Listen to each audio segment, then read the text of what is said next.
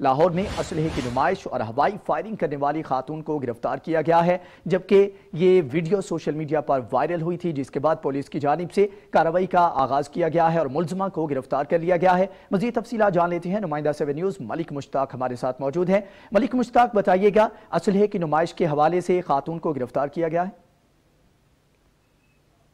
بالکل، یہ تھانہ ملت پارک کا یہ واقعہ ہے کہ گزشتہ رات ایک خاتون جس کا نام عائشہ انور ہے، جو روزانہ کی بنیاد پر اپنی چھت پر چڑھ کر رات کو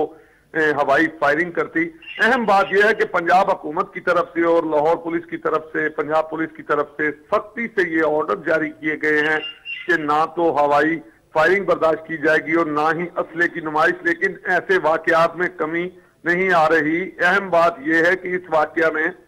خاتون روزانہ کی بنیاد پر پسٹل لیتی ہے اور چھت پر جاتی ہے، وہاں پر فائرنگ کرتی ہے، جس کی ویڈیو جو ہے وہ منظر عام پر آئی، 7 نیوز کو موصول ہوئی۔ اس کے بعد چونکہ 7 نیوز کی سکرین پر یہ خبر چلی اور فوری طور پر یہ اقبال ٹاؤن ڈویژن کا واقعہ ہے، کیپٹن اجمل صاحب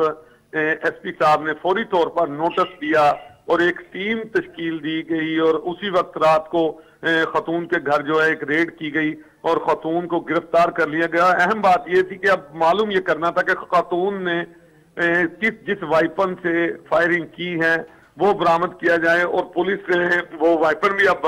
جو ہے وہ برآمد کر لیا ہے اور خاتون کے اوپر مقدمہ درج جو ہے وہ کر دیا گیا ہے۔ اس میں اہم بات یہ ہے کہ پولیس کی جانب سے کئی دفعہ علاقے میں جو فائرنگ کی وجہ سے خوف و ہراس پھیلتا تھا، اس حوالے سے علاقہ مکینوں کا کہنا ہے کہ ہم نے کئی دفعہ پولیس کو اطلاع دی، لیکن اس خاتون کے تعلقات با اثر لوگوں سے ہیں، جس کی وجہ سے پولیس کارروائی کرنے سے گریزاں تھی۔ اور یہ جو ویڈیو